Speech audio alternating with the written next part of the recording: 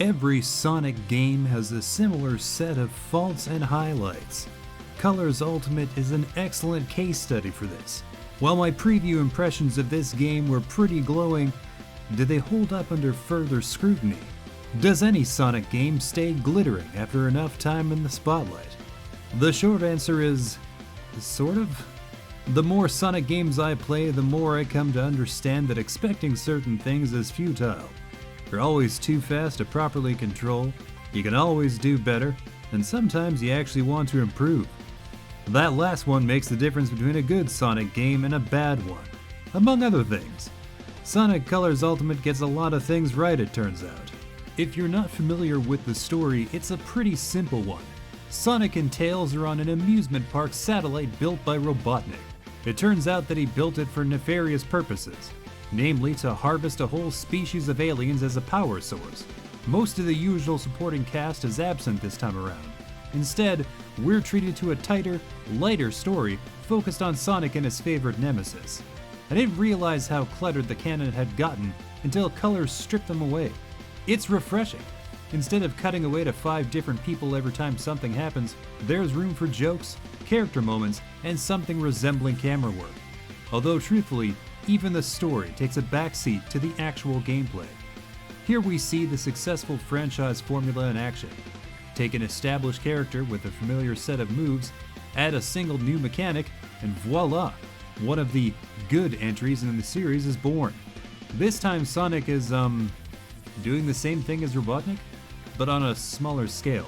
Also, I think the aliens are volunteering in this case. Either way, Sonic consumes a color-coded alien in exchange for a wide variety of cool powers.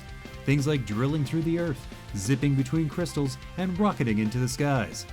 Each power is essential for wrapping up a different world. You can even go back and fully explore old stages with the powers you unlock. For the most part, it's your platforming skills that will win the day, however. Before long, the platforming goes from breezy to punishing. This is only natural, but it also acts as a crucible of sorts. Will you howl in frustration and quit, or do you feel like success is within your grasp?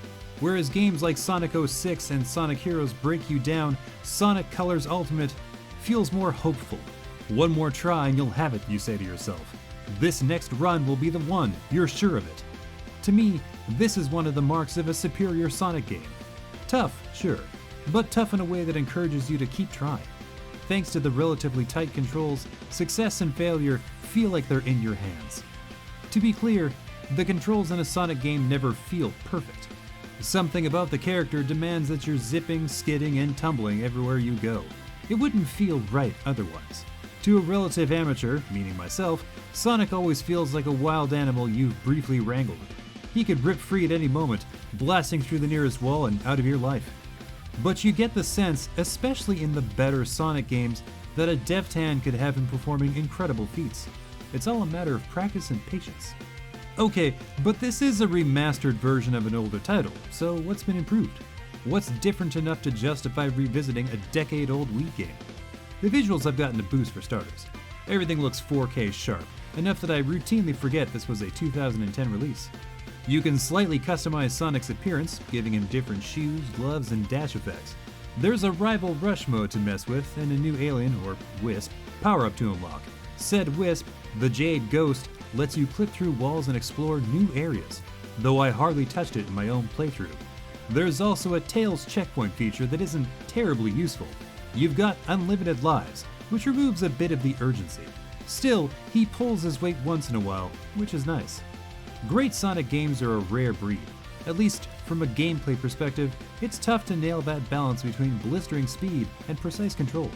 While Colors Ultimate never reaches that platonic ideal, it gets pretty close. Really, it's hard to ask for much more than that. Plus, the writing is snappy, the graphics are vibrant, the soundtrack is amped up, and the difficulty scales up nicely. You can glimpse the plateau of mastery on the horizon, and it feels attainable. As far as remasters go, everything looks and feels great. There's not a ton of new content, but the original release is still very strong. If you've been searching for the elusive, good Sonic game, then Sonic Colors Ultimate will easily scratch that itch.